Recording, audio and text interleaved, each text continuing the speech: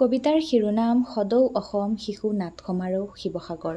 কবি ৰেজিবুৰ জামান, পাঠ মেহজাবিন হুছেইন। আই অসমীৰ হৃদস্পন্দন স্বৰ্গদেউ চুকাফাই গঢ়ি যোৱা অসমীয়া জাতিৰ আত্মা শিৱসাগৰৰ বুকুত। নব্য সৃষ্টিৰে উজ্বলি উঠিছে সংস্কৃতিৰ লহৰ। চৌদিশে সদৌ অসম শিশু নাট সমাৰোহ শিৱসাগৰৰ বন্দনা।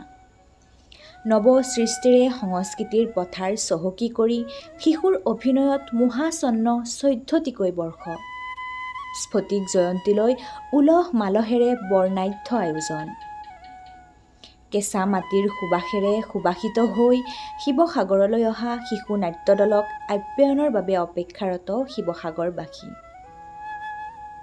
আধুনিকতাৰ ধামখুমীয়াত হেৰাই নাযায়, আনে যোৱা বাটেৰে নাযায়, চানেকি দি আহিছে অসমৰ আত্মা শিৱসাগৰে। আমি সভ্যতা সংস্কৃতি সমন্বয়ৰ ভেটি গঢ়ি স্খলিত অৱনমিত সমাজখনক তুলি ধৰিম। সংস্কৃতিৰ বীজ সিঁচি জীয়াই ৰাখিম অসমৰ মান। মাটিৰ সৃষ্টি মাটিৰ কৃষ্টি জয়সাগৰ জেৰেঙাৰ সোণালী ইতিহাস। আহোমৰ বীৰত্বৰ চানেকি ৰংঘৰৰ সৌন্দৰ্য, কাৰেংঘৰৰ মায়া সনা অলেখ গাথা। তলাতল ঘৰৰ বুকুৱেদি বয় ইতিহাসৰ বহু ৰসাল কাহিনী।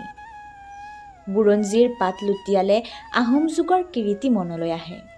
সগৌৰৱে নাচে শিৱদৌলৰ শিখৰে। আহোম যুগৰ কৃতিৰে ভৰপূৰ শিৱসাগৰৰ বুকুত জাকত জিলিকা শিৱসাগৰ নাট্য বিদ্যালয়ৰ উদ্যোগত আয়োজিত সদৌ অসম শিশু নাট সমাৰোহ। সদায়ে একক, অনন্য, অদ্বিতীয়। সবে মিলি থপলিয়াই আহা শিশু নাট সমাৰোহলৈ। বুৰঞ্জীৰ পাত গধুৰ কৰা বুৰঞ্জী প্ৰসিদ্ধ এই মহান ঠাইখনি চাই যাবা। তেহে জানিবা বুজিবা সকলো কথা। শিৱসাগৰ কিয় ঐতিহ্যৰে ভৰা। ধন্যবাদ।